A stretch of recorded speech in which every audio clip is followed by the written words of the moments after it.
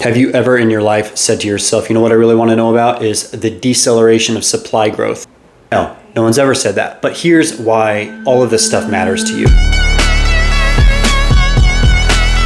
My first Airbnb listing, my first short-term rental was in 2014 in Denver in what is euphemistically called a garden level apartment, or more accurately called a dungeon. I had a red leather couch. Little bits of the leather would just flake off. Super tight kitchen, no light whatsoever.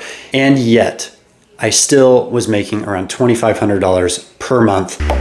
Things have changed a little bit in the short-term rental world. AirDNA, the short-term rental revenue estimate tool, just released their 2025 market predictions. What is the short-term rental and Airbnb market going to look like over the next 12 months? A little bit of context about where we're coming from. There's been a lot of volatility in the last few years in the vacation rental market. 2020, COVID hit, everybody was sent home. There was a lot of remote work. Everybody was traveling. There weren't enough short-term rentals at the time. And so revenues, occupancy, they just shot through the roof. That garnered the attention of a lot of investors who flooded the market, bought up properties. That influx of buyers starts to increase the supply of short-term rentals. And when supply goes up, but there's not a commensurate increase in demand, what do you know? Prices start to drop, occupancy rates start to drop. And in 2023, you have what they now call the Airbnb bust. It's not really a bust, it's just a correction, but things shifted quite a bit. I remember reading AirDNA's report last year talking about how the growth would slow down in 2024, likely due to interest rates, likely due to unease around the economy. And so people weren't feeling as confident to actually go out and spend their money on big vacation homes. And sure enough, that's what happened. My main takeaway from AirDNA's 2025 Outlook report is, I don't know, it's not like there's a big bombshell that's going to shift how things have been going. I really see this more as a continuation of the trends that were happening in 2024. So what's going to happen in 2025? Well, couple things AirDNA says. One, the growth in supply is going to continue to drop off.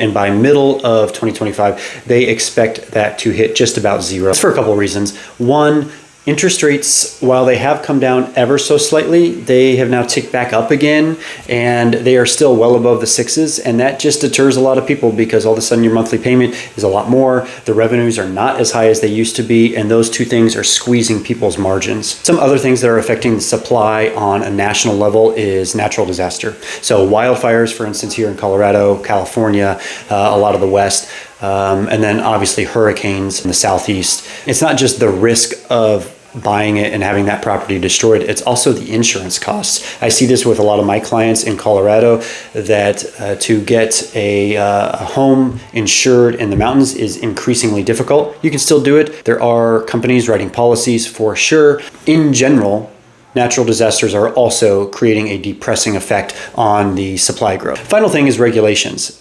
Regulations really are only going one way when it comes to short-term rentals. They're not loosening in any way. They are only increasing. When I started real estate in 2017, I was focused on short-term rentals, and there were almost no laws whatsoever. But then in, I believe, 2018, maybe late 2017, the city of Denver passed a law that prohibited short-term rentals in anything other than your primary residence. A lot of cities followed suit. Just the dominoes fell. So anyway, you have persistently high interest rates, which are keeping people from wanting to get into a higher monthly payment. You have some natural disaster risk that people are a little bit upset about. And then you have regulations, which are constraining people's ability to do short-term rentals. All of those are leading to what AirDNA projects is going to be almost zero growth by the middle of 2025 in new short-term rentals. Meanwhile, demand looks to be ticking up ever so slightly. They are not saying that it's going through the roof. It is not exploding by any means, but there is some level of economic optimism that people have that is allowing them to spend a little bit more money. So this modest increase in demand and the slowing down of growth of supply of short-term rentals taken together are likely going to lead to higher occupancy rates in 2025, which is great news because anybody who's been operating a vacation rental in the last year or two knows that demand has been down. So we are starting to see that shift. It was shifting late in 2024. It's going to continue to shift in 2025.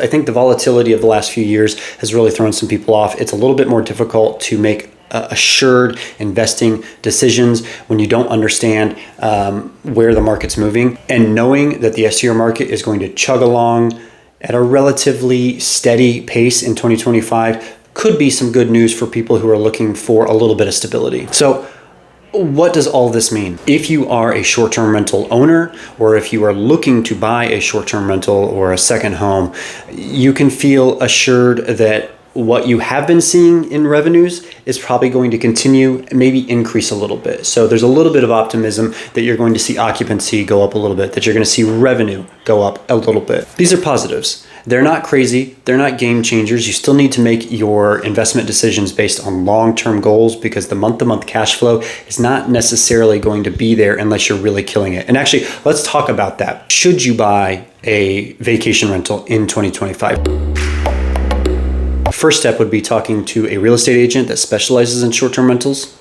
And I think really nailing down what your goals are. Are your goals to cash flow the most every single month? And that's all you care about, then it might not be a great time to buy because it's still really tough to do. The short-term rental buyers that I see, that I work with here in Colorado that are successful fall into two categories. One, they bring their F&A game.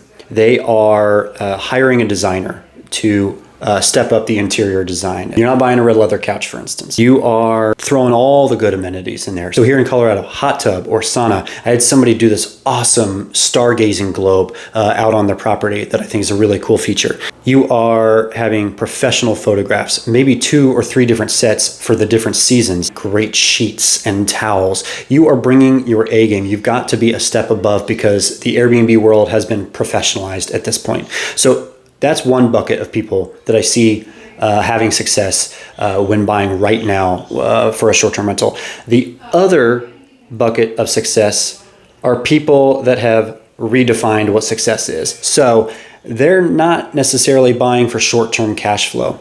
They have dual goals. One is to own an appreciating asset in a highly desirable area that will prove to be wealth building over 5, 10, 15, 20 years. And then they really want to use it for personal use. They want to come out with their family. They want to create memories in beautiful Colorado.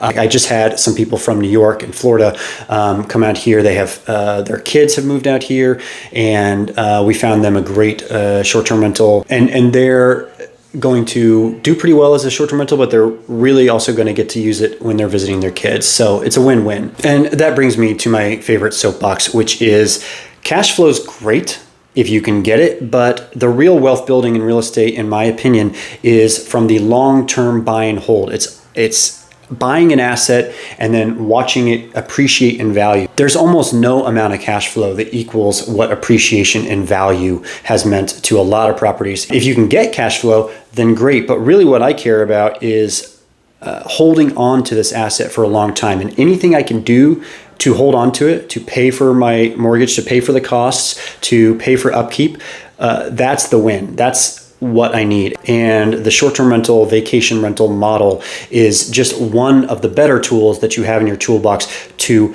pay for your mortgage, to pay for your costs while you hold on to this appreciating asset.